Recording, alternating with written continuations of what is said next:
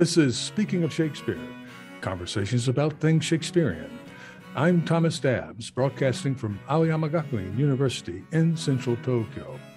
If you are joining us on YouTube and wish to listen to this program as a podcast, you may click the link below to your favorite podcast platform.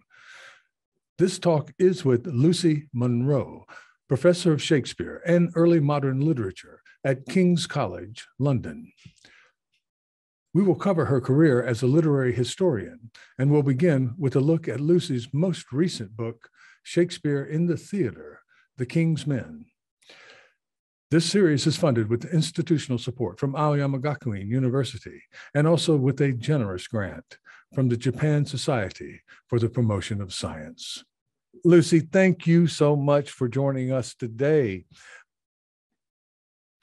Thank you. I'm really pleased to be here. It is just our pleasure. It really is our pleasure. On your university website, you say that, and I'm quoting Lucy, the thread that runs through your research is an interest in the dynamic relationship between old and new in literary cultures and their afterlives. I really like that notion in your work, and also the focus in your recent book entitled Shakespeare in the Theatre, The King's Men, in which you show us in splendid detail and with superb archival findings, much, as you say, about how the actors and the company as an entity shaped Shakespeare and other dramatic poets of the time. I wanted to explore your book with you right off the bat, and then get to some of your other recent work. But for our audience, could we start with an overview of the prior acting companies in the Elizabethan period before the King's Men, and mark the importance of these companies for actors and playwrights, for everyone, and something about what the King's Men were before they became the King's Men? So immediately before the King's Men are the Lord Chamberlain's men. So rather than being patronized by the king, they're patronized by a leading politician. And this is kind of the model that holds across most of the 1590s, that the most prominent companies aren't sponsored by the monarch, they're sponsored by leading noblemen. This is after a very, very important company patronized by the Queen herself has kind of faded a bit from view in the earlier 1590s. And two companies in particular, the Lord Chamberlain's men and the Admiral's men, emerge around 1594. And various other companies emerge around a little bit later. But those two companies are probably the dominant pair of companies in this period in terms of what are sometimes slightly misleadingly known as adult companies. So companies that are a mixture of adult men and then boys and youths who are playing female and juvenile roles. And there's not much going on in the other part of the theatrical economy, the children's companies, in the sort of mid to later 1590s either. So the Chamberlain's men kind of emerge and become fairly dominant fairly quickly. And they seem to position themselves very carefully so that they can become the King's Men when James takes over. The theatre companies are important, I think, because they're the sort of bodies that are commissioning plays, that are paying for plays. And this is, I don't think you can overstate the extent to which this is a commercial enterprise as well as an aesthetic enterprise in this period. Yeah. And so if you think of a company like the Chamberlain's Men, they're commissioning plays from dramatists. They also have, luckily for them, a very good resident dramatist, Shakespeare, who is a member of the playing company as well as writing plays for them. And this happens in the other companies as well. So there are members of the Admiral's men who also write plays, for example, although not with any degree of not with the same degree of prominence as Shakespeare. So you have a system in which plays are being commissioned by playing companies and are being performed in a sort of rotating repertory. So you don't get long runs of a single play being performed. A really popular play might get performed more than once in say, a 10-day cycle, but it's relatively unusual for that to happen unless it's a really popular play. So companies are thinking about what audiences want. they're thinking about a balance within a repertory as well. So the Chamberlain's men who become the King's men, are performing plays by Shakespeare alongside a whole host of other dramatists, sadly, a lot of which is lost. Yeah, I think that I'm right. Now, correct me if I'm wrong. There are a lot of details in your work and throughout, as you know, too. You've consulted scholars like Dutton and Richard Dutton and Andrew Gurr, and also done extraordinary archival work. I am wowed by what you have found. But I think in our minds, the history kind of begins in the 1570s with this unprecedented, really, this explosion of theater activity in public theaters, right, with the curtain and the theater, and then of course more theaters, and that's when our records, it's sort of dodgy in that period, but that's when our records show us. You've worked on lost plays, we'll get to that, but show us that there's this theatrical activity where there's a kind of pivoting, maybe from the public stage to court, and a rotation, as you were talking about, and then more and more certification of these companies. So there's a good 20-year history, and I think I'm locating the Queen's Men to the 1580s, if my memory's right. That's when they really went. So this had all been kind of established. And of course, Shakespeare's company is the Lord Chamberlain's men, but then James comes to the throne, and this could have gone sideways on these guys, right? I mean, the king is the king, but he says, no, we're going to do this, and we're going to have the King's Men, which is a way I want to lead into your book. It's starting at 1603. Yeah, so I love the way you're talking about this and stressing the fact that it's kind of a long history. And the problem with writing a book like my King's Men book is that it's written for a series, you have a limited word count. And so you have to make choices. And one of the choices that I made quite early on was not to do a sort of Shakespeare company book, which, other scholars have done. But to really kind of focus in on the King's Men as a particular phase in Shakespeare's relationship with the playing company who he's a member of and who performs his work. But I think you're absolutely right. The story goes back, at least as far as the 1560s and the Red Lion, which involved John Brain, who goes on to collaborate with James Burbage in building the theatre. So there are kind of strands that go back. And you can obviously trace public performance and large-scale public performance back even further than that. But I think you're absolutely right that what emerges in the 1570s, we get this kind of rush of playhouse building, particularly in the mid to late 1570s. And then a sort of period of sort of consolidation in terms of playhouses in the 1580s. So not so much going on in terms of the actual building or conversion of new playhouses, but a kind of emergence of really important companies in that period. And that sense that companies are beginning to adjust their practices sort of in combination with having this bigger range of performance spaces available in London. And you've got the children's companies as well emerging in the 1570s as a more commercialized kind of force.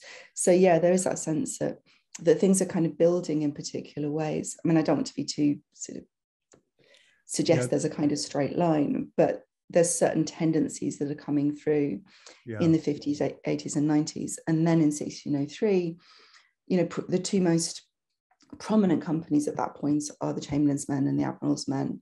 And you've got Worcester's Men, who are also really important around that period. And I think, I don't know how calculated James's patronage of theatre was, how much it was swayed by the influence of particular English courtiers. But it probably could have gone either way. The Admiral's Men are prominent, they're important, they've got Edward Alleyne, they've got a brand new theatre, the Fortune. It probably could have gone either way. Maybe they could have been the King's Men and the Chamberlain's Men could have been Queen Anna's Men or Prince Henry's Men. So it's Prince Henry's Men probably, because that's the one that went to the Admiral's Men. So yeah, there is a kind of there's a long history that gets them there, but then it is slightly kind of, it's not written in stone. It could go either way. It seems inevitable to us, maybe, that Shakespeare's company are the ones that are going to be the king's men. But I don't know if it would have been so obvious in 1603 that that's the way that things would have gone. Yeah, well, with all of the engaging records that you bring forth in your book, let's stay with your book for a while. Coming in from the outside, I am coming from a long history, many of us are, of seeing Shakespeare as the genius, the individual writer, perhaps, in his study, and that's probably true, putting together. But when we go through the work, let's say, of Tiffany Stern and some other scholars, where you put together, you can see how this was a patchwork. I think that's Tiffany's. In fact, I know that's how she describes it. But then again, you have a kind of patchwork of putting together a viable company without the protections of a trade guild, without any of the protections of being noble or whatnot. These people have to travel. You couldn't just walk around in. It's hard for us to imagine. You couldn't just walk around England and not be attached to somebody. You could be arrested for vagrancy, right? So they managed to get this kind of credibility, and a very fine credibility it is to be, to have your patron as the king. And then that begins to shape, I would say, Shakespeare's later work, but perhaps even how we began to view, how we may view Shakespeare now. Not the individual writer coming in and saying, oh, here's my play, act it, right? That this company is shaping how he is forming his plays and how he is putting together, and they're doing it in a very commercial way. As you point out in many places in your book. And that's not to say that a shallow way, but they are very focused on performance and getting people to the theater and pleasing the court. Yeah, and I think they are savvy. I mean, a lot of people involved in the theatre in this period are very savvy. But you have figures like Richard Burbage. I think Richard Burbage is really important. You have these very savvy figures within these companies. So through people like Edward Alleyne, Philip Henslowe, across the board, there are these very, as I say, savvy people who know how to negotiate the business side of things. And Burbage is interesting because by 1603, he's the leading actor in The King's Men, but he also part owns or is treated as the owner of one playhouse, the Blackfriars, which isn't being used by the King's Men at that point, but will be later on. Yeah. And he's a major player in the Globe. So he and his brother have half of the Globe lease, and then the other half of the Globe lease is shared out between various, at that point, members of the King's Men. So for someone like Burbage, I think what we would think of as the aesthetics of theatre, I think were absolutely important to him. But I think he was also very aware of the business and social calculations that were necessary in order to be successful. And I think Shakespeare in some ways is similar. I think there's no way that I would want to write the aesthetic side out of this. I think there's experimentation. I think there's a desire to kind of push things in aesthetic terms within the plays that we see the King's Men performing. And it's not just Shakespeare. I think other dramatists have similar kind of desires to shake things up aesthetically. Yeah. Oh, yeah. But at the same time, it is very commercial, and they are thinking about audiences. They're thinking about the impact the particular plays might make. But I think they're also thinking kind of collectively about the repertory and about, what a play looks like alongside the other plays in the repertory. And again, that's partly aesthetic. It's having a group of plays that you perform and that you're proud of. But it's also a commercial thing, because if you get the balance right in terms of the kind of plays you're putting on, the kind of roles that you're writing for your leading actors, the kind of chemistry that group have in performance, then audiences will like it. And probably the Master of the Revels will like it, and you'll get the core performances. So I see the two things as being really tightly intertwined. Oh, yes. And in your research, you have recovered a good bit about the roles that were played by certain actors. And I think there's not much in the Elizabethan or the 16th century, but there's several documents in the 17th century where you can track who played what. And we learn about these actors. And well, I mean, the biggest thing is they're extraordinarily talented, that they may have traded out roles, that they had to learn what I'm getting, enormous numbers of lines, and be ready on an instinct to revive a play, to bring another play in, to play it, over again, from public to maybe court or a private playhouse when Blackfriars started working up, or semi-private, I think is the right way to put Blackfriars. But yes, the incredible talent of these people who are part of these companies. Yeah, and the work with cast lists and things, I've not discovered anything here. I'm sort of bringing together earlier research and just looking across this group of unfortunately not that many plays where we have detailed information about casting. And there's a cluster in the late 1620s, early 1630s. And scholars like John Astington have done kind of fantastic work with some of these plays. T.J. King, who has this amazingly kind of comprehensive sort of overview of the kinds of things that come out of looking at these cast lists and information about casting that appears in some Playhouse manuscripts. And so there's this cluster in the late 1620s, early 1630s, and we can see various plays by people like Philip Massinger, John Fletcher, where you can track the casting in a lot more detail. And then just little frustrating kind of hints from the earlier period. So various roles that we know that Burbage played. There's an elegy which lists some of his roles, which unsurprisingly lists the tragic roles, because why would you mention the comic roles in an elegy? Right. But we do know which roles he played in a couple of Jonson plays, because somebody wrote names against the cast lists and the actor lists in a copy of the first Ben Jonson folio, which is now in the Huntington. And so we know the roles that Burbage played and the various other actors played in The Alchemist and Volpone. And yes, I think there is this immense level of skill. The King's Men get to a point where they're prominent enough that they are kind of the company that actors mostly transfer into. There's an interesting case of an actor called Richard Perkins, who comes into the King's Men in the 1620s and then leaves fairly quickly, but that's quite unusual. It's usually, the King's Men is usually kind of the end point for, certainly for actors who are established. And yes, that sense that plays can be brought in and out of repertory. These people have very trained memories, obviously.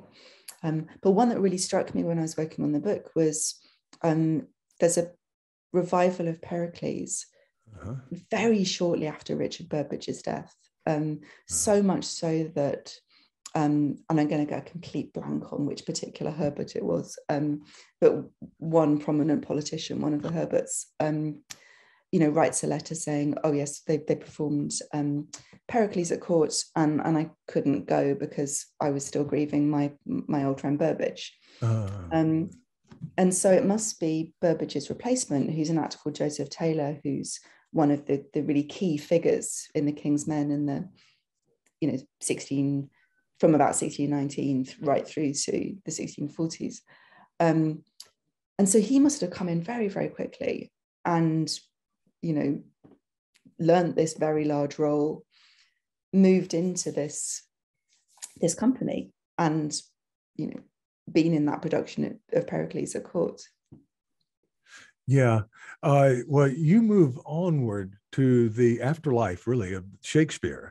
And the afterlife was sort of beginning during his life in the sense of this company shaping itself and being prepared in some way. I don't know if they saw it or not, but being prepared in some way to continue onward after Shakespeare left. So the machine was built. It was ready to run forward. And there's this whole period that we for ages have tended to overlooked between that period and of course the Civil War, whenever the theaters were closed. But there's this rich history because I think people were better at keeping records by the early to moving toward the mid 17th century, that there's just more there when you start looking. And particularly when you get into, later James Jacobean, Caroline drama, and you bring that up, you make that, well, in my mind, when I was reading, I'm saying, okay, this thing is carrying forward, right? And it's going to take some pretty strong Puritans to stop it. Yeah, I'm fascinated by the 1620s and 30s. And then that very early 1640s bit before the Civil War kind of limits things. I mean, performances do go on to the 1640s, but sporadically and in the face of immense hostility. So there is a sort of hiatus in terms of the commercial theatre being able to operate at full strength in the 1640s and 50s. But the 1620s and 30s, I think, traditionally have been overlooked quite a bit. And, in the 1980s, the work of Martin Butler was incredibly important in sort of bringing Caroline drama kind of back to some sort of prominence. And you've had people like Julie Sanders. Thomas L. Berger had this fantastic little essay on the publication of Shakespeare in the Caroline period years and years ago. And there's work going on at the moment, people like Owen Price, who are sort of interested in revivals. And that's just a couple of examples of sort of important sort of work that's been going on. But they are overlooked, I think, because it's that kind of point after Shakespeare's death. There were some very strong critical cliches about the decline or the decadence of the drama, kind of as you go towards the Civil War, very kind of teleological kind of narratives, sort of almost that the theatre deserved to be closed because it had been declining off after the death of Shakespeare, which is, I think, kind of nonsense. And you do start to get these interesting bits of information. I mean, the records are patchy throughout the period, so you get clusters of more detailed information that's come through about a particular aspect of theatrical culture in different points in time. And it's very haphazard in terms of what's survived. So some things survive because a particular official's papers have happened to survive, for instance. So there are bits in various regional archives or in the Bodleian or various other places. And even the stuff that's in the National Archives hasn't survived completely. It's often very, very patchy. And often where you have a date, you don't have a title, and where you have a title, you don't have a date. And so it becomes tricky to kind of patch these things together. But one of the things I was interested in doing with this book, and when I was commissioned to write it, looking at the series brief, was thinking about the King's Men from 1603 to the early 1640s, and actually slightly beyond in the end, and thinking about what happens to Shakespeare's plays. So the plays that are kind of written during that period, what's happening at the moment that they're first performed, but then also kind of tracking these stories, these trajectories that particular plays have. And one of the things that I did quite early on was to just put together some lists of revivals, as far as I could piece them together from the information that we have, and to look and see which plays from the information we have, which, as I say, is nowhere near complete, which plays have the most sustained performance histories that we can see. And almost kind of using those as a starting point. So not taking the plays that we necessarily think of as central, but looking at the ones that have these strong kind of afterlives, which is, so yes, Othello, but also Pericles and Henry VIII. Yes, The Winter's Tale. Yes, but maybe not the choices that we would make. No. Surprisingly so. And some choices that were non-Shakespearean choices that Beaumont and Fletcher, or Fletcher in particular. Yeah. One of the sort of the brief for the series is to think about, is to look at companies, to look at the work of directors, and to think about Shakespeare's, the kind of place of Shakespeare's work within a repertory or within a kind of a career. So part of the brief for the series is to think contextually and to think comparatively, to look at the, what happens to Shakespeare alongside, either things that are being written new at a particular moment or other plays that have long histories of revivals. So I look at Othello and The Alchemist together, partly because they're two of the plays that have the most sustained performance histories among the plays of the King's Men. And then for a whole lot of other reasons. But one of the initial thoughts was, these are two of the most popular plays, as far as we can tell. Yeah. What happens if you put them together? Yeah. Yeah. And it comes to Othello. It's, over and over again, Othello. And, well, what I would like to do is pivot a little bit and talk about Playhouses. We've been talking about actors and the companies, and you've done work on Playhouses too, the Blackfriars in particular.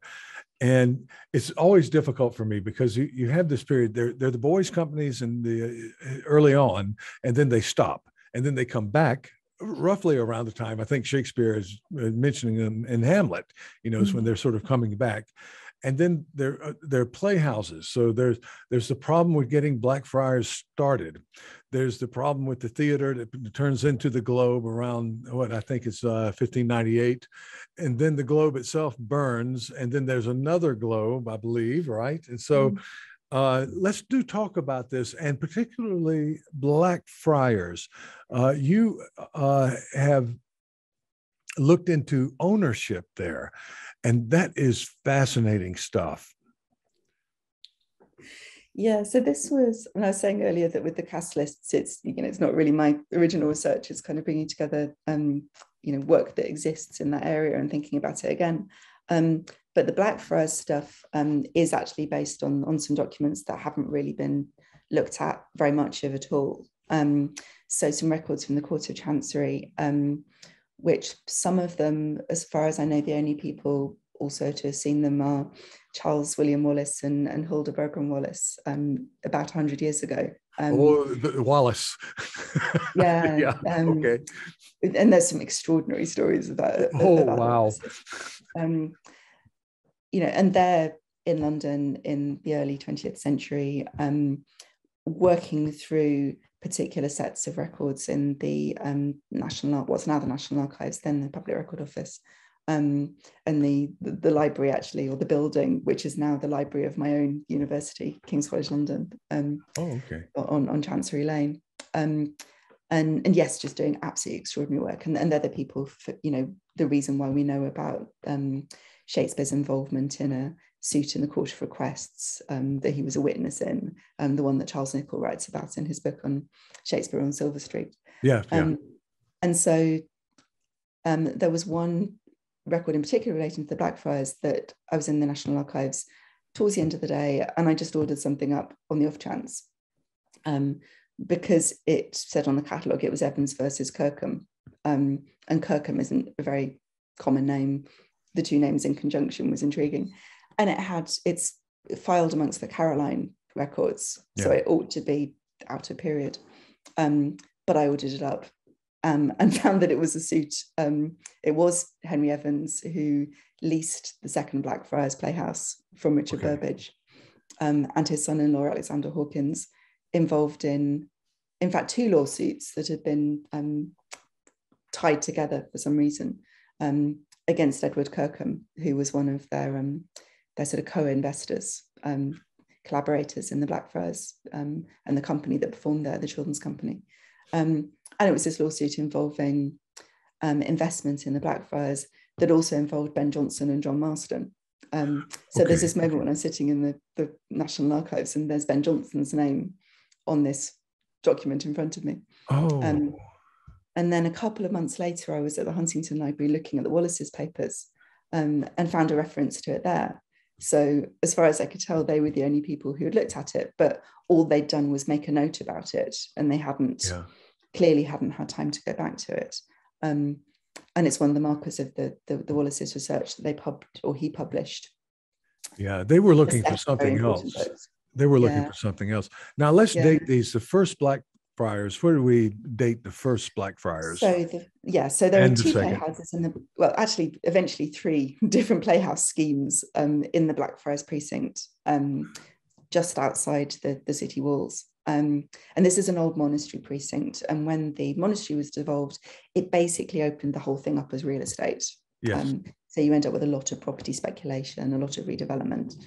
And in 1576, a man called Richard Farrant, who's a choirmaster, leases a set of rooms in the Blackfriars precinct from a man called William Moore. And that playhouse is in operation until 1584, when Moore ejects the tenants who are then there by that point, who include another choirmaster, William Hunnis, and a man called Henry Evans, who I've just been talking about in relation to the second Blackfriars, and the playwright John Lilly. And also the Earl of Oxford is involved. So there's a company that's patronised by the Earl of Oxford that perform in the first Blackfriars. And then that playhouse gets shut down in 1584. Yeah. Fast forward to about 10 years later, and James Burbage, who has built the theatre with his partner and brother-in-law, John Brain, also gets an idea about having a playhouse in the Blackfriars. Yeah. And he buys outright a set of rooms from Moore, a different set of rooms, so in a slightly different part of the precinct. And he converts them into a playhouse. And the bit that he converts into a playhouse seems to have been the old Parliament Hall of the Blackfriars. This is bigger than the first Blackfriars, probably quite a bit grander. And James Burbage seems to have been planning to put an adult playing company in it, probably the company that his son is performing in, although that's tended to be an assumption that's made. Yeah. And I remember talking to Holger Simon about it and him saying, you can't be absolutely sure that this is what he was planning, but probably planning to put an adult company in it. Yeah. And then the residents of Blackfriars kick up a fuss. They're prepared to tolerate a children's company, but they're not prepared to tolerate an adult company, probably because adult companies at this point seem to be performing more frequently. They also don't quite have the snob value of the children's companies. The children's companies at this point are still very much linked to choir schools. Choir schools in particular, but education kind of more broadly. There's something more respectable. There is, I think, although the histories of some of the children's companies are not especially. They're not respectable at all. Lucy, the plays are the material. It just is eye-catching what they were asking these boys to perform. Yeah, it's Ovidian material, that sort of thing. Yeah, it's not children's theatre. No, it really isn't. Theatre performed by boys, but it's not kind of children's literature as we would think of it at all. And there's not the same division between children and adults reading in this period. I mean, there's an amazing anecdote with Abraham Cooley talking about reading The Fairy Queen as a small boy, and that being the thing that made him want to be a poet. And we wouldn't think of The Fairy Queen as kind of children's reading either. No. So attitudes around what's suitable for children are very different in this period. So what happens with the second Blackfriars is that the residents of Blackfriars kick up a fuss. James Burbage seems to be forbidden to use it by an adult company. He dies not that long after, and the playhouse is inherited. And it seems to have been treated always as Richard Burbage's, although Cuthbert, his brother, was the older son and would routinely, usually have inherited the property. But what seems to happen is that Cuthbert gets the other property in Blackfriars and Richard gets the theatre. And in 1600, they lease it out to Henry Evans, who'd been involved in the first Blackfriars. And Evans has that lease until 1608. There are various political controversies around the place of that company, including things like Eastwood Hoe, the play by Ben Jonson and George Chapman and John Marston. a play called The Isle of Gulls by John Day, a play called Philetas by Samuel Daniel, which is especially unfortunate because Daniel had been set up as the person licensing the company, and even one of his plays is getting them into trouble. And then finally in 1608, they performed 2 plays that annoy the authorities, one that really annoys the French ambassador and one that really annoys the king, and they get shut down. And in fact, all the theatres get shut down very briefly. And then there's a very, very bad outbreak of plague. And Evans at that point. All right, the shutdown date is roughly when? Around Easter 1608. 1608, and then plague hits. Then the plague hits. There's little, if no, acting of public plays permitted between, in later 1608, pretty much the whole of 1609. They might have got a bit in towards the end of the year. And by, I think, that summer, Evans gives up the lease. And Richard Burbage at this point thinks, okay, well, maybe I can put the King's Men in there after all. Maybe things have changed enough. And so he sets up a new lease in 1608. And again, as with the Globe, brings in some of the King's Men as shareholders, also giving a share to Henry Evans's son, Thomas, which is part of a kind of sweetening the deal for Evans giving the lease back. And either in very late 1609 or early 1610, the King's Men start performing in the Blackfriars. And there are various complaints from the residents of Blackfriars at various points, kind of running through the 1600s, 1610s, 20s, 30s. But none of them are successful. And so the King's Men keep that foothold in the Blackfriars right the way through. But they don't give up the Globe. They keep the 2 playhouses working in tandem. And this is a really interesting decision. Andrew Gers argued there's a kind of nostalgia to it that they can't, or a sentiment to it that they can't quite bear to give up the Globe. But I actually think it's more calculated than that. I think they do have a sense that there are different audiences that they can capture if they have the 2 playhouses. Yeah, there's all right. So we're talking about the Globe, the first Globe before it burned. Initially, the first Globe, 1613, I believe, right? And so Blackfriars, for a period there after the plague, Blackfriars and the Globe are just running, full steam. And it does seem that the outdoor theater might have been more more amenable to summer productions where, during the winter, it'd be very difficult to, and that the Blackfriars, stoke up a fire or something and have people come inside. So there does seem, I've read this and I'm not sure. I'm sure there's a big argument out there about it that I'm kind of dipping into with, kind of ingenuously here. But there's part of the season. Of course, there's the court season, the winter season at court. So how all this fits together, I'm not sure. But it seems to have kept people busy year round, pretty much. Yeah, I mean, the pattern seems to be that they use the Blackfriars in the winter and the Globe in the summer, and there seems to be a point around sort of May time. And one of the reasons that we think this is the case is where some of the licensing records have survived from the 1620s and 30s. I mean, these are things that have survived from lost documents. They've been transcribed by 19th century theatre historians. Some of those will name the playhouse for which something was licensed, as well as the company. And so you get these records that say, so and so licensed for the Globe. And those all cluster in the summer months, usually starting around May. And what I think is happening is that there's a kind of summer audience that they can capture with performing at the Globe and get a larger number of people in those kind of summer months.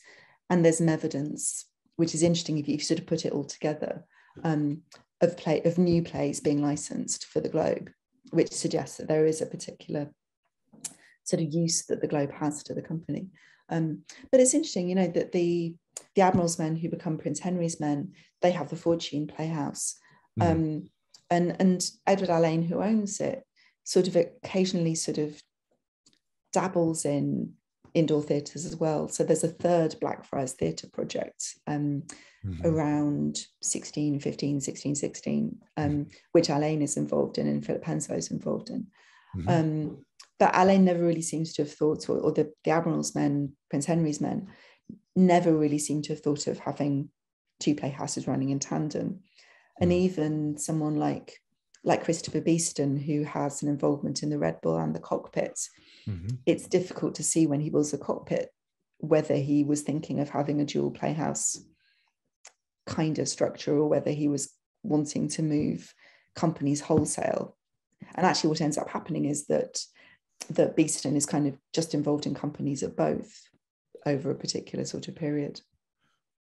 Okay, now this is very selfish on my part, but while I have you on the line, I know quite a lot about the winter performances at court, but I don't know enough about what other court performances, whether they're just sort of on demand, that the queen or king can just say, listen, we want something, you guys get up here and perform for us. We have the French ambassadors in town, get up here.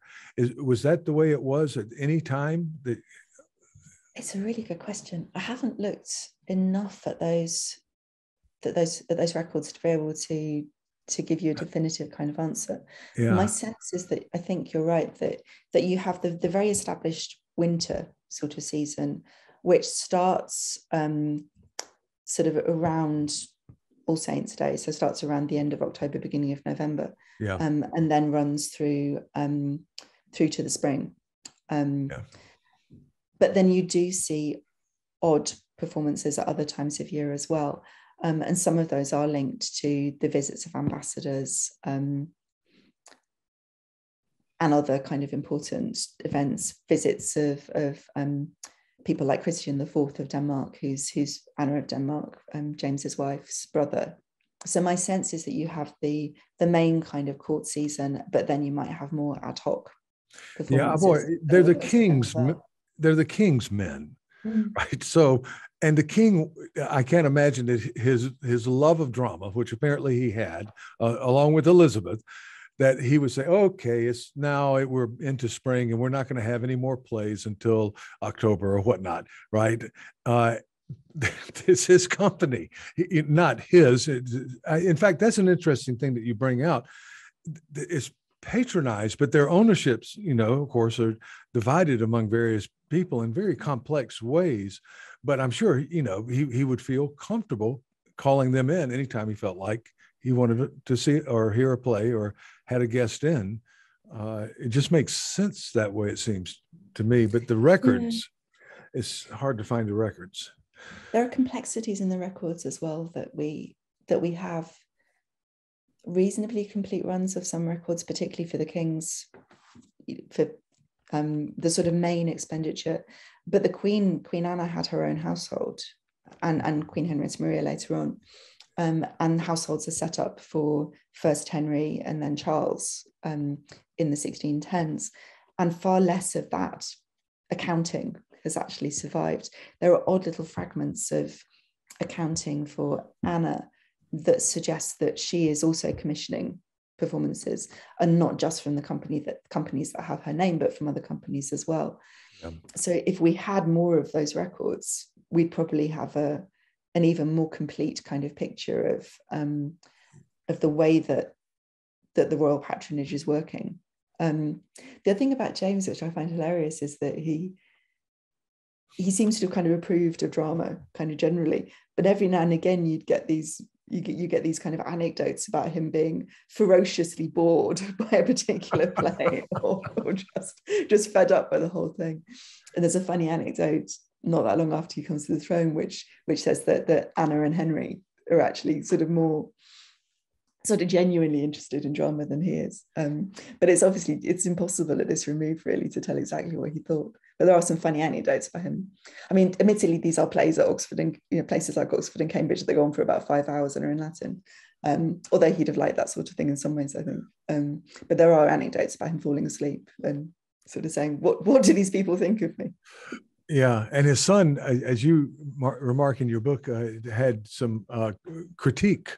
He would read the play beforehand, And they were being a little bit too frisky about the tax situation, even though they were talking about the Spanish king and not the English king. That was Charles, right, who picked that. That's the Charles, first, yeah. That's Henry Herbert, the Master of the Revels, occasionally wrote down responses. Insolence, is that the word? Particularly insolence, yeah. Particularly contentious play. I mean, I don't think Herbert took everything to the king, but every now and again he seems to have done so. And occasionally there were attempts to go above Herbert's head. So there's a Davenant play called The Wits, where Davenant has court connections and manages to go above Herbert's head and take it to the king. And Herbert is very annoyed, I think, that Davenant is trying to sort of get around his authority. And Herbert also writes down responses when plays are performed at court. So he'll sometimes say, you know, well liked by the king, or well liked by the king and queen, or very well liked, or not liked occasionally. Right. Yes. What does all that mean? And I'm thinking, you know, it draws us to Midsummer Night's Dream, the approval that the troupe gets. There's a sort of vagueness and in the way the Duke dismisses the players, right? You know, there seems to be a fairly honorable dismissal, but my favorite is there's a point in the 1630s where the Taming of the Shrew and the Woman's Prize, or the Tamer Tamed, which is Fletcher's kind of response or mock sequel, or would have you like to think of it, in which Catherine has died and Petruchio is married for a second time, and his new wife tames him. So you get the tables being turned on Petruchio. And Herbert writes down the responses, and he says that the Taming of the Shrew was liked, and the Tamer Tamed was very well liked. So yeah, as it progresses, that's very good. That's very, very good. Well, all right, let's move into Lost Things and the work you published in the excellent edition that Knutson, Rosalind Knutson, and Dave McGinnis and Matthew Stagel put out. The title here is Lost in the Literary Culture of Shakespeare's Time. But Rosalind's been working on this for ages. And of course, all of them have, and they've done some extraordinarily fine work. I worked a little bit with David on the website, and I just did it sort of as I don't want to say hobbyist. I'm doing it as an academic, but it was just, you learn so much doing it. It was hard, but we are, and you have been, and I was trained to be a literary person. We read and we analyze, and then we find ourselves moving into this kind of gray area of history, and then archival work, and then doing this stuff and getting really excited about it. I would never claim to be a historian by any stretch of the imagination, but you can learn so much about this period by seeing what's echoing out there as they're doing with the lost plays. I just think it's wonderful stuff. And it's work amazing. It is the Widow Walking. I want to know what all that's about. I haven't gotten a chance to read it yet. Keep the Widow Walking, the verbatim theater. Yeah. So Waking. I'm sorry, Waking. I've read it wrong. Although they do kind of keep her walking as well, so it's not entirely inaccurate. So yeah, I mean, I love all this Lost Plays work and the work that Ros and David and Matt Stegel and Misha Teramura have been doing, around all this. And there's the website itself, which is just this extraordinary resource, and then various essays and books that have come out, in collections, in journals, and some monographs as well. And it's a fascinating thing in sort of methodological terms. I think as your question was suggesting, the kind of, what do you do with something that's not there, or something where there are only traces, or and I sort of got interested in it initially, I think, from working on repertories and kind of trying to think about, what a lost play within a repertory might have been doing or might have been telling you. So when I was writing my PhD on the Children of the Queen's Revels, one of the things that I was interested in was, the Silver Mine, one of their plays, which is lost. And I didn't really do that much with it, but I was kind of interested in what sort of approaches you might bring to that kind of problem. And then obviously a few years later, all of the work on the Lost Place database emerged. So the Keep the Widow Waking material, this is a collaboration with Emma Whipday. And it came out of us teaching together at King's. So Emma was with us on a short-term contract a couple of years before she got her job at Newcastle. And we had a little bit of funding available in the department for creative projects, a creative seed fund. And we were sort of interested in lost plays in various ways, but also interested in practices research, which I'd been doing a bit of, mainly through editorial projects like the Richard Bream edition. And Emma had been doing some amazing work sort of in and around her PhD work on domestic drama. So we got a little bit of money from the department at King's to think about Keep the Widow Waking. And the other reason I was interested in Keep the Widow Waking is that it's a lost play that was based on a set of real life events. So it seems to have been a double plot play. The full title is something like The Late Murder in Whitechapel or Keep the Widow Waking. And it's, so the kind of main, well, probably what was one of the plots, we don't know whether they're a main plot and subplot because we don't have the whole thing. So we don't know what the structure was precisely, but one of the plots seems to have focused on a case in Whitechapel in which a young man killed his mother. The other seems to have focused on basically a fortune hunter mistreating a widow. And they were both real life cases. So there are various records relating to the widow, Anne Elsdon, and the young man who preyed on her in various courts. So in the Consistory Court of London, and then in the Court of Star Chamber, there were other things in the Middlesex sessions as well. It was this incredibly complex kind of case. But what happened was that this young man, Tobias Audley, and a group of Confederates, as they tend to call them in lawsuits, basically preyed on Anne Elsdon. They got her and one of her friends, encountered them in a tavern, and basically got them drunk, or got Anne drunk, giving her aquavitae, basically kind of strong liquor, and moving her from tavern to tavern, and eventually getting her to give some kind of consent to a marriage with Tobias Audley. And she doesn't seem to have done much more than make a noise, basically.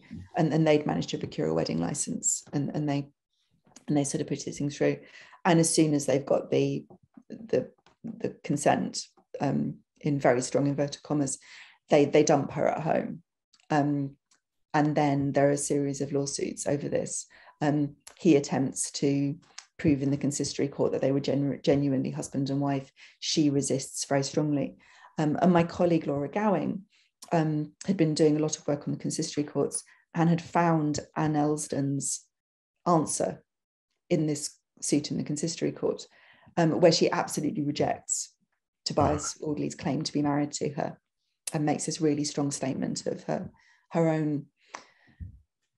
resistance to him. But one of the things that seems to have happened is there were ballads about the case, and there was a play about the case while it was going through the Middlesex sessions, because there was a suit against Audley for abducting her. You then end up with a case in Star Chamber, which also involves the play and the ballads, in which Anne Elsdon's relatives are suing Tobias Audley, but not just Tobias Audley and his Confederates, but also people involved in putting this play on. And so the accusations are, not only that Tobias Audley had abducted and mistreated Anne Elsdon, but that the playing company slandered her by putting on this play. And there are various hints about the play in the depositions, in the other materials in this Star Chamber suit. And there's also a transcription of the ballad that was supposedly sung. What happens in the end with the lawsuits is that both Tobias Audley and Anne Elsdon die while the things are still in process. and the whole thing seems to kind of grind to a halt. But I found Anne Elston's will as part of the research around this stuff. And again, there she doesn't even mention Tobias Audley. She only gives her earlier married name, Anne Elston. She very carefully doles out her property. She signs every page with her mark. So again, she's kind of trying to, I think, keep control of her property and her integrity at this point. So Emma and I were interested in this as a kind of, like an early form of verbatim theatre, or something that poses a kind of analogous case to verbatim theatre. And so we used our bit of money to pay for some actors to come and workshop, and for Emma, and so Emma writes plays as well. So we got Emma and I'm sorry, Emma Whipday, sorry. Yeah, yes. My colleague, and another playwright to write verbatim pieces based on transcriptions of the legal materials. So we had a transcription of Anne Elston's own deposition, own answer in the case that Audley brought against her, which is something that the original playwrights wouldn't have had access to. Right. And then the various depositions from the Star Chamber case. And we transcribed a load of material. We did a transcribathon kind of thing at King's with graduate students, put together this material for the playwrights. And then the event itself, we staged these scenes. We had Laura Gowing talking about the Elston case. We talked about verbatim theatre, and we had some practitioners of verbatim theatre come and talk. And so the essay we ended up writing came out of that workshop. And the essay talks about how you can use practice research for thinking about lost plays. And so not thinking you can reconstruct it, but thinking about what working with those materials might enable you to do. So part of the essay is thinking about Keep the Widow Waking as domestic drama, and thinking about it as verbatim drama of a kind, thinking about what the playwrights might have been doing with their sources, and looking at something like the Witch of Edmonton, which I'd done a lot of work on, and Emma had worked on as well, which was written by most of the same group of playwrights, and whether that might give us analogies for thinking about the kind of play that Keep the Widow Waking might have been. But I think we sort of raise more questions than we provide answers. Oh, well, it's fun anyway. It's just wonderful to speculate. Lucy, you have put out a flood of research in the range of very recent range that I just think it's just so impressive. You also are involved with societies, and one of them I wanted to ask you about is the Marlowe Society, and I wanted to talk with you just a bit about Marlowe. You have, and I have, there's a special place in, I think, our hearts for that old, that bad boy. Yeah, I mean, my interest in Marlowe is that it connects with all sorts of bits of my research. So, he wrote for a children's company. So Dido, Queen of Carthage was performed by the children of the chapel. And I'm interested in that. But there's interesting records of the revival of his plays in the 1630s, which I've written on. And also, I guess, kind of broader things about how you read Marlowe, how you interpret him. So I wrote a thing about Edward II a few years back that was thinking specifically about sound. And I've had a little kind of strand of my research that's been interested in sort of music and sound. Thanks actually partly to Richard Dutton, who sort of ages ago commissioned me to write something on an overview on music and sound for a companion volume. And I've sort of kept a bit in touch with that work. And that actually partly relates to teaching. So I teach on a module here at King's that for third year students, so final year undergraduates, that we do in collaboration with Shakespeare's Globe. And one of the things on that module is to get students thinking about theatrical contexts. And one of the things they have is a session on music, usually with a Globe practitioner. So I'm often encouraging students to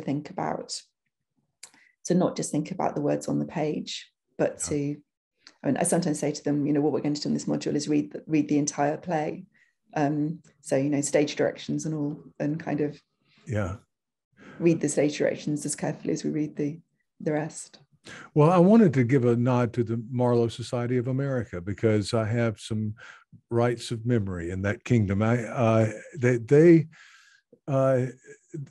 people there received me as a graduate student and helped me along very, very much. And I'm thinking of Connie Kuriyama, I'm not even sure, and Sarah Dietz at South Florida.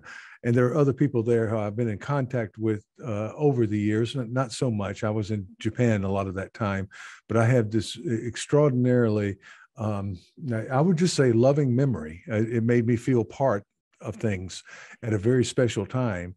And so good for the Marlowe Society of America.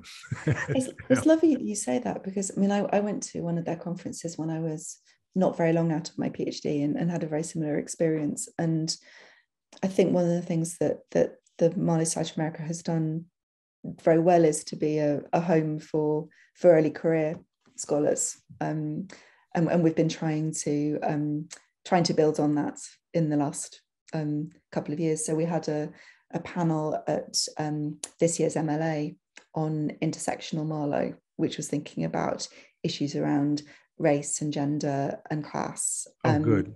And we're trying to sponsor kind of more work in those kinds of areas. I will keep an eye out, and because there's a strange. Well, you're also with the Malone Society, and so in my search for the afterlife of Christopher Marlowe, I made it to the Bodleian and to the Malone collection, and he famously put together an edition. Not before I knocked over all of the pencils on the desk of the guardian of the gate, the woman who was there, who was just absolutely certain that I did not belong in that. And I love the Bodleian. I've always had wonderful experience working with everyone, but that first person, I don't think that happens anymore. But in fact, I know it doesn't. But I was so nervous, and to walk in and you go up to the Duke of Humphreys, and you're like, oh my goodness, I do not belong here. I belong in a barn, but not here. But it was wonderful. I got to see the collection, and you're with the Malone Society, and do those publications come into play very, very often when you're doing this type of research. Yeah, and one of my favorite things about Malone Society is the editions of manuscript plays that the society has produced over a really long period. So, I guess the most prominent of them would be the Malone Society's edition of the Thomas More manuscript, which has gone through, unusually for Malone Society edition, has gone through kind of multiple impressions and editions. And there are lots of other manuscript plays, particularly manuscripts that have Playhouse connections. So things like there's an edition of the Believers You List manuscript, played by Philip Massenger, which has this, extraordinary kind of textual history that's originally written to be a play about contemporary Spanish, or not very far off contemporary Spanish politics. Which Massenger gets told, no, you can't do that. It's dangerous matter, and has to relocate it to the ancient world. And the manuscript has all sorts of kind of interesting things. And I like that the work that the Malone Society's done in making it possible for scholars who don't have access to those libraries on a regular basis, or if at all, to do work with manuscripts. It's, as I say, it's something along with that, you also work as a consultant in some capacity, or you are a member of the architecture research group at Shakespeare's Globe, and that's now Globe, and the steering group of the London Renaissance Seminar. But getting involved with architecture, this stuff just fascinates me, and I feel, of course, like a neophyte. But when I spoke with Heather Knight of of MOLA on this series, and I've worked with some with Andy Kesson and of course Holger Syme and other names I could throw out there. But it's just so much fun to think about the architecture. Although but there you are working with these folks at the Globe. So yes, I was incredibly lucky that Farah Karim Cooper, who's academic at the Globe, who's now the co-director of their education section, she's in charge of higher education and research there. She asked me to get involved with the architecture research group. Right at the point when they were starting to work on the project to build an indoor playhouse. So she invited a few of us, I think, to be involved at that point. So not just me, but people like Sarah Dustager, who'd been doing a PhD on Shakespeare's uses of the two playhouses in tandem, and has written an excellent book, Shakespeare's Two Playhouses. So we sort of got involved in the architecture research group at that time, alongside these incredibly well-established theatre historians who had an interest in playhouse architecture. So people like Andrew Gurr, like Frank Hildy. And getting to be part of those discussions was absolutely fascinating, because you have people like Peter McCurdy, who was actually building the thing. You have John Greenfield, who's the architect, and really working through things in detail and thinking about what the evidence from the early modern materials is, sort of, what's actually practical. And there were various decisions around, should there be an attempt at trying to recreate a kind of authentic sort of idea of what the second Blackfriars Theatre might have been like, or should the project be going for something that was more like a sort of archetypal indoor playhouse? And actually that was a decision that was taken in the end, partly because we have so little evidence for the interiors of the indoor playhouses. And one of the key sources is the thing that's known as the Worcester College drawings, which are late.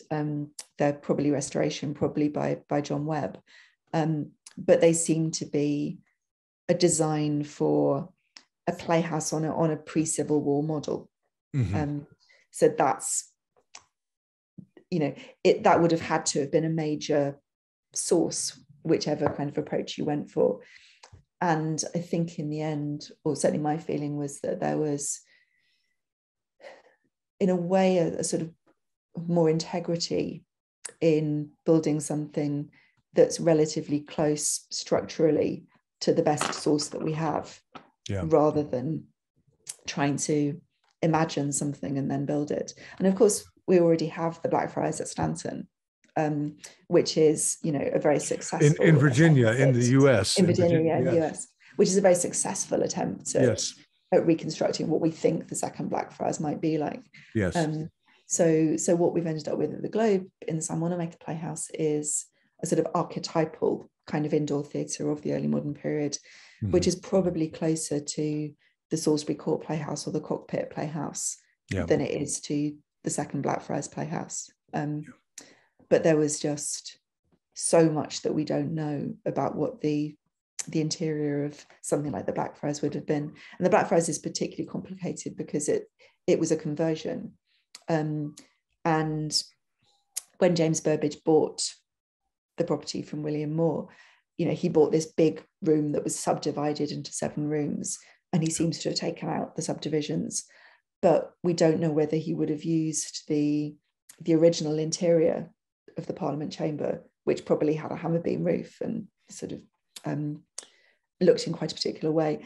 And you'll see drawings of the attempts at reconstructing the second Blackfriars Playhouse, which will have it with this big hammer beam ceiling.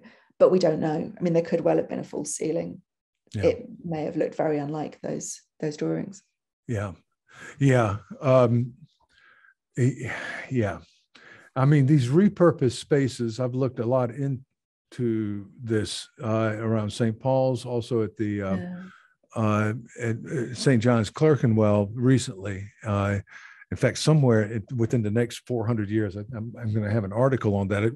I wrote the thing in the 14th century. This pandemic has slowed up some of the, so I would like that to, because I've worked a lot on that, and the speculation is fun also, And also, I think that we can gain, I know that you're supposed to have historical evidence for everything, but there's certain things you can, just like with lost plays and so forth, you can track it like I don't know what it is, electrons or something, you know where they've been, and you kind of know something about the entity. And you can speak about these things through, I think, good, there is some empiricism there. Yeah. And that sort of thing. Okay. I think it's partly also being clear about where the evidence stops and where the speculation maybe isn't quite the right word, but where the extrapolation begins. Right. So one of the things I was interested in when thinking about casting wasn't necessarily being able to say, okay, well, based on their roles that we do know about, so-and-so played so-and-so, but saying, okay, well, if we put this actor with this particular track record, if he was playing that character, what would he have brought to that role? Or yes. Particularly with boy actors, well, if we cast it this way around, it might have been like this, or if we cast it this way around, it might have been like this. So rather than necessarily saying, John Thompson played Desdemona, which on the evidence that we have, we don't know, thinking, well, okay, if he played Desdemona, this, if he played Amelia, this. Yes. And it's sort of like cricket, isn't it? That sometimes you would, who was saying this? Was it Holger or something? But there would be times when you would not want to go in and play the lead. You do it night or afternoon after afternoon. And, at some point you'd want someone to come in and play it, and you could play a lesser role and take a bit of a break. Yeah, well, I'm coming at this from I think Holger and I have been thinking about some similar questions, working with different sets of materials. And Holger's been thinking about not line counts, word counts, and word counts are more accurate than line counts. And then looking at the 18th century and the careers of people like Garrick.